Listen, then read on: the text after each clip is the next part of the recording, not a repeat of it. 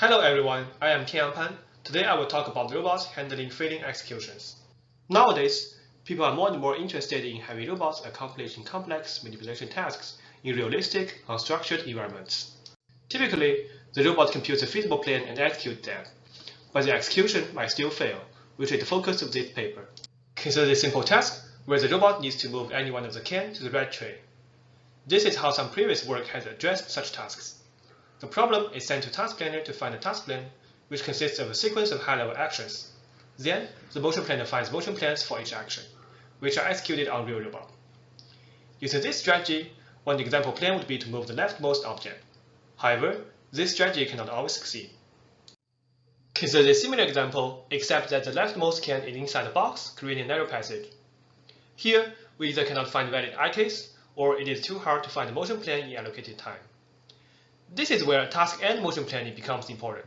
We see that it's crucial to feedback motion constraints from motion planning failures to force a task planner to find a new plan and repeat until a feasible time plan is found. Using a typical time planner, an example solution would be to move the middle can.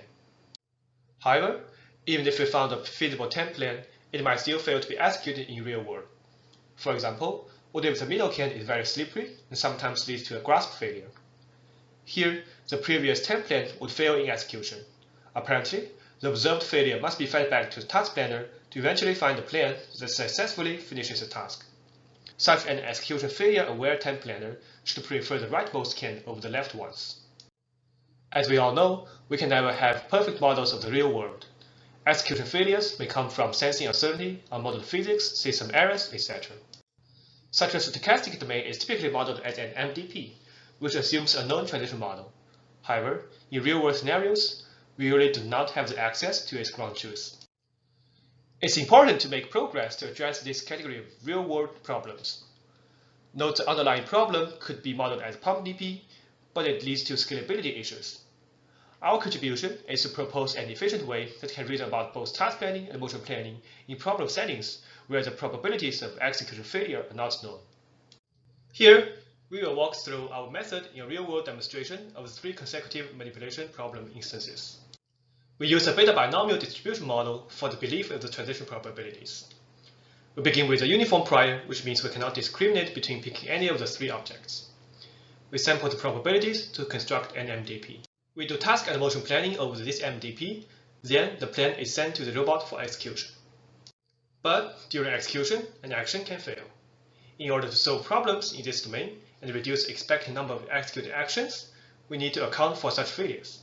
We do this by updating the posterior of the transition probabilities using the observations.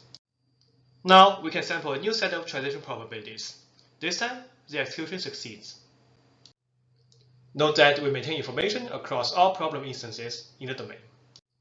In the second problem, the robot tries a cylinder and it fails again. Posterior sampling is giving us a way to balance exploration and exploitation. Already by the third problem, our method starts preferring the more robust actions to solve tasks in this domain. Here are the benchmarking results of gazebo experiments. We set the physical properties of the objects such as friction coefficients to introduce failures. In this pick and place benchmark, the proposed method clearly has the best performance and much less computation time than the reclaimed baseline. The results of the pick place versus push benchmark shows a similar trend, but with a larger performance gap between ours and the baselines. Refer to the paper or come to our poster if you are interested in more results. With this, I'll conclude my talk. Thank you.